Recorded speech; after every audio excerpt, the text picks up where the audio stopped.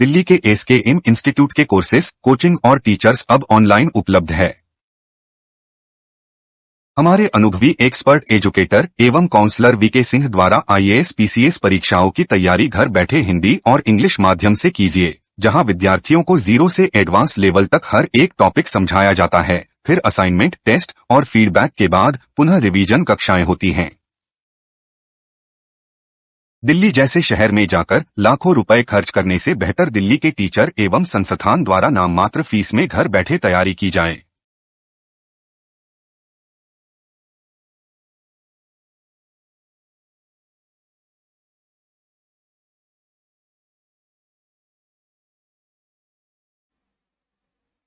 इग्नू के BHIC BA honours इतिहास विषय का यह प्रश्न पत्र है। BHIC ये सत्र दिसंबर 2021 में जो परीक्षा तय था, जिसे थोड़ा लेट हुआ था, ये परीक्षा ये मार्च 2022 में हुआ था। तो ये प्रश्न पत्र इग्नू ने अपलोड किया है। इस प्रश्न पत्र के माध्यम से हम समझेंगे कि कितने प्रश्न करने होते हैं। कई स्टूडेंट्स जो है अभी भी मुझे कांटेक्ट कर रहे हैं, SMS कर रहे हैं, उन्हें समझ में नहीं आ रहा कि प्रश्न पत्र को किस तरह से हल किया जाए, इन द सेंस कि कितने पेजेस पे आंसर्स लिखने हैं और वर्ड लिमिट्स पे ही उतने पे ही रुक जाना है या एक्स्ट्रा एक्सीड करना है। जो बुकलेट है इग्नू का, उसमें जो है टोटल जो पेजेस है वो 28 है। यानी कि अगर मैं उसे शीट में बात करूं पन्ने के हिसाब से, तो उसमें 14 पन्ने हैं कुल मिला के। जो पीछे का पन्ना होता है, जो शीट होता है, पेज होता है, उससे भी मिला के तो 14 पन्ने हैं, यानी 14 शीट है। अगर हम पेज गिने तो 28 है। तो मैं बताऊंगा किस तरह से आपको प्रश्न को लिखना है ताकि आपको अधिकतम अंक प्राप्त हो सके। सबसे पहले आप देख रहे हैं कि भारत का इतिहास टाइटल है, ये पार्ट 2 और BHIC 103 विषय कोड है। अधिकतम अंक 100 है और समय 3 घंटे दिया गया है। ठीक है, ध्यान दीजिए कि 5 प्रश्न टोटल करने हैं आपको और सभी के को 400 शब्दों में आंसर देना है। तो समय जो वर्ड्स लिमिट है वो 400 शब्दों का है। तो प्रत्येक भाग में से कम 2 प्रश्न करने हैं। यानी आप देख रहे हैं ये भाग यहाँ पे है भाग 1 और ये भाग 2। तो इसमें से कोई 2 प्रश्न तो करना है। इसमें से एक प्रश्न करेंगे, फिर उसके बाद एक प्रश्न और करना है, यानी 2 प्रश्न करना आपको कंपलसरी है और 2 प्रश्न इसमें से करना कंपलसरी है। बच गया टोटल 5 करने हैं, तो 4 प्रश्न आपने दोनों भागों में से कर लिया। अब एक प्रश्न आपको इन दोनों में से किसी भी एक में से कर देना है। ठीक है, तो आप सबसे पहले जो है प्रश्न पत्र आपके हाथ में आएगा। आप सभी प्रश्नों को एक बार ससरी निगाह से देखेंगे। उसके बाद जो है आप अपने आप को यह मतलब सोचेंगे कि मुझे कौन सा प्रश्न जो है मुझे अच्छे से आता है। ठीक है, तो आप टिक करते जाएंगे कि मुझे ये प्रश्न कर लेना है, ये प्रश्न कर लेना है। ठीक है, 2 प्रश्न पहले जो है भाग 1 में से सेलेक्ट कीजिए, फिर 2 प्रश्न भाग 2 में से सेलेक्ट कीजिए। अब जो है आपका जो 5वां प्रश्न है वो आप देखिए कि दोनों भाग में से कौन सा आपको आसान प्रश्न है जो अच्छे से आता है, तो आप उसे चूज करके रख लीजिए। ठीक है, अब आता है कि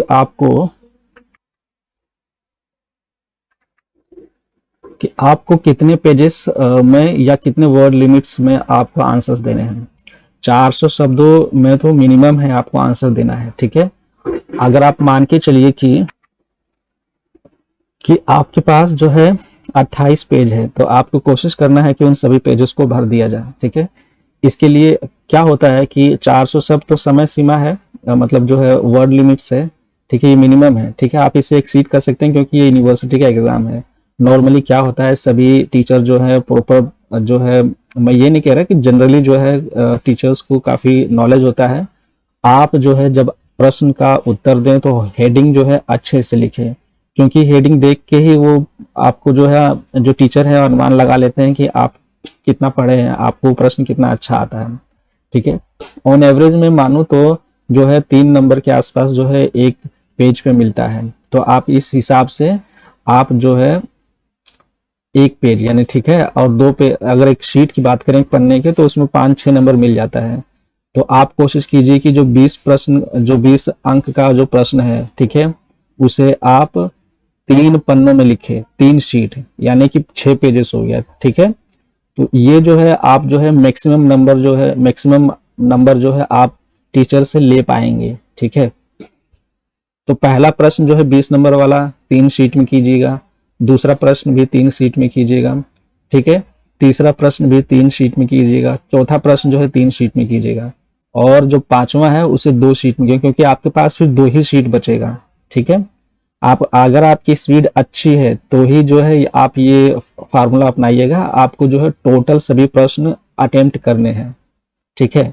अगर आपकी स्पीड थोड़ी कम है तो आप जो है थोड़ा सा जो है कम लिख सकते हैं, लेकिन 2 शीट्स तो कम से कम लिखना ही है आपको, यानी कि 4 पेजेस में, ठीक है। इसके अलावा आप जो है 5-5 पेज अगर लिख सकते हैं तो वो भी बेटर ही है, कुछ जो है एवरेज थोड़ा सा आपको अंक जो है ज़्यादा लेने में मदद मिलेगा, ठीक है। लेकिन कोशिश कीजिए कि सभी पेजेस जो है 28 के 28 पेजेस आप फिल करके आएँ और सभी प्रश्न आप अटेम्प्ट करके आएँ, ठीक है। नहीं भी कोई प्रश्न आता है आपको तो भी जो है कुछ थोड़ा बहुत जो है अपने नॉलेज के हिसाब से उसमें कुछ न कुछ लिख के आइए, नंबर आपको अवश्य मिलेगा। तो शुरू करते हैं कि पिछला जो प्रश्न पत्र था वो किस प्रकार का था। तो आप देखिए, तमिलकम में आरंभिक राज्य निर्माण पर चर्चा कीजिए, ठीक है। ये इजी प्रश्न है ये बहुत ही। इंडो ग्रीक कौन थे, मेनेंडर की उपलब्धियों की चर्चा कीजिए, ये भी बहुत ही आसान प्रश्न है, ठीक है।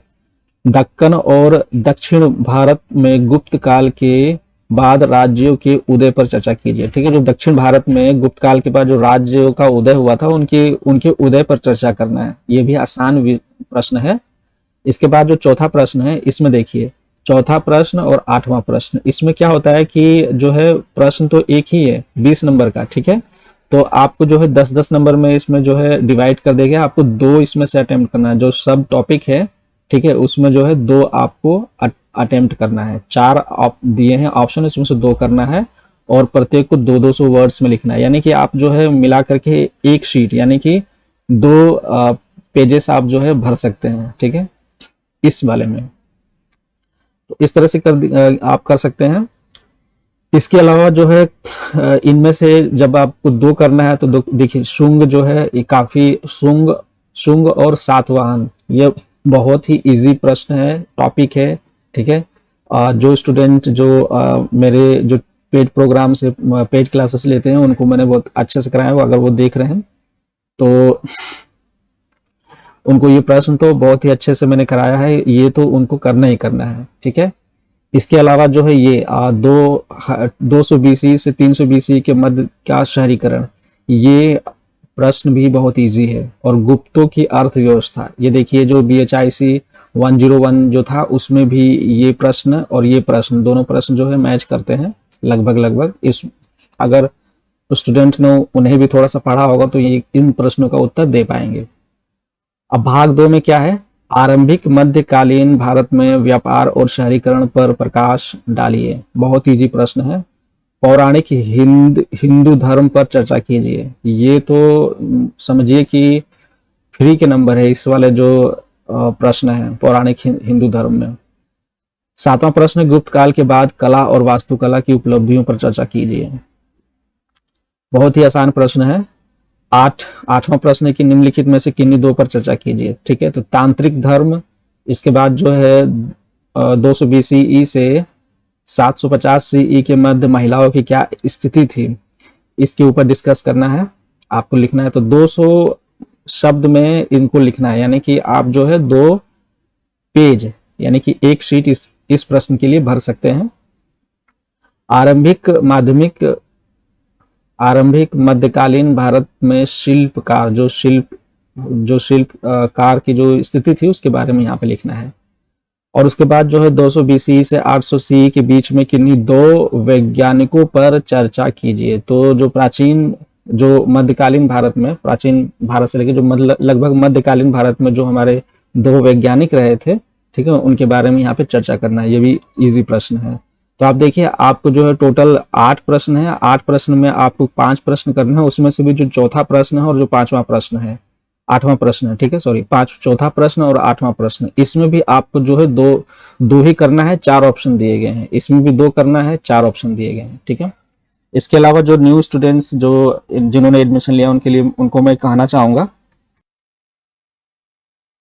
यदि आप दिसंबर में एग्जाम देने वाले हैं या नेक्स्ट ईयर जुलाई में, यानी यदि आपने जनवरी में एडमिशन लिया है या अभी फिलहाल जुलाई सेशन में आपने एडमिशन लिया है, तो आप जो एसकेएम इंस्टीट्यूट्स की जो ये बुक्स हैं फर्स्ट ईयर और सेकेंड ईयर के लिए ये तैयार है, और इसको पढ़ करके आप जो है कम समय में पूरा जो आपकी बुक है, जो आपका इग्नू का स्टडी मटेरियल है, उसका पूरा का पूरा नॉलेज आपको प्राप्त हो जाएगा।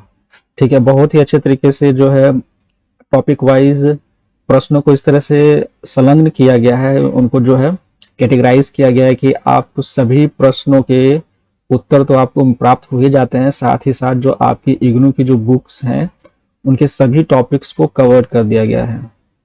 और जो है 30 आंसर्स, यानी कि जो 30 क्वेश्चंस इसमें लिखा है, लेकिन क्वेश्चंस जो है काफी ज्यादा है, लेकिन उनको जो है क्लब करके 30 आंसर्स दिए गए हैं, जिसके अंदर जो है आपको सभी टॉपिक कवर्ड कर दिया गया है। अगर कोई स्टूडेंट इसको पढ़ना चाहे तो 2 से 3 घंटे में पूरी बुक समाप्त हो सकती है, क्योंकि 20 से 25 पन्नों में ये पूरा का पूरा जो स्टडी मटेरियल है एक सब्जेक्ट का समाप्त हो जाएगा। और ये पीडीएफ फॉर्मेट में अवेलेबल है। अगर आप जो है दिसंबर में एग्जाम देने वाले हैं या नेक्स्ट ईयर जुलाई में, तो आप जो है इन बुक्स को परचेज कर सकते हैं। परचेज करने के लिए आपको जो है इंस्टीट्यूट के जो नंबर है, व्हाट्सएप नंबर, आपको वहां उस पर मैसेज एसएमएस करना होगा।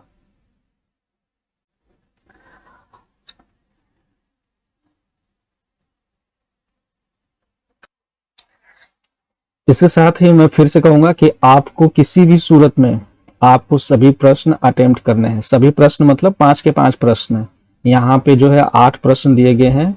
ठीक है, आपको केवल 5 प्रश्न करने हैं। 5 से ज्यादा अगर आप करते हैं तो आपको जो है एक्स्ट्रा क्वेश्चंस के मार्क्स नहीं मिलेंगे, बल्कि आपके जो नंबर है वो कम ही आएंगे, क्योंकि आपने जो है एक प्रश्न, अगर आप सभी प्रश्न कर देते हैं या एक प्रश्न भी एक्स्ट्रा करते हैं, तो इसका मतलब आपने जो शीट है वो आपने एक्स्ट्रा प्रश्न में भर दिया। ठीक है, तो उसका तो नंबर मिलेगा नहीं। आपको जो इग्नू से जो आंसर शीट मिल रहा है, उन शीट को प्रॉपर जो है 5 प्रश्नों में भर देना है। ठीक है, वो आप डिसाइड कीजिए आपकी स्पीड कितनी है, और आप जो है कितनी स्पीड है और कितनी अच्छी तरह से आप जो है लिख सकते हैं। ठीक है, अगर आपकी स्पीड कम है तो आप उस हिसाब से जो है पेजेस को भरने का आप जो है अपने आप डिसाइड कीजिए कि मैं कितने पेजेस भर सकता हूं, तो वो प्रश्नों में डिवाइड कर दीजिए, क्योंकि आसान काम ये है कि सभी प्रश्न जो है समान अंक के हैं। ठीक है, और सभी प्रश्नों की जो समय सीमा है, अरे जो शब्द सीमा है वो बराबर ही है। ठीक है, तो आपको जो है अगर स्पीड बहुत कम है तो 400, 450, 500 शब्दों में आप जो है अपना आंसर दीजिए। ठीक है, all the best for the examination.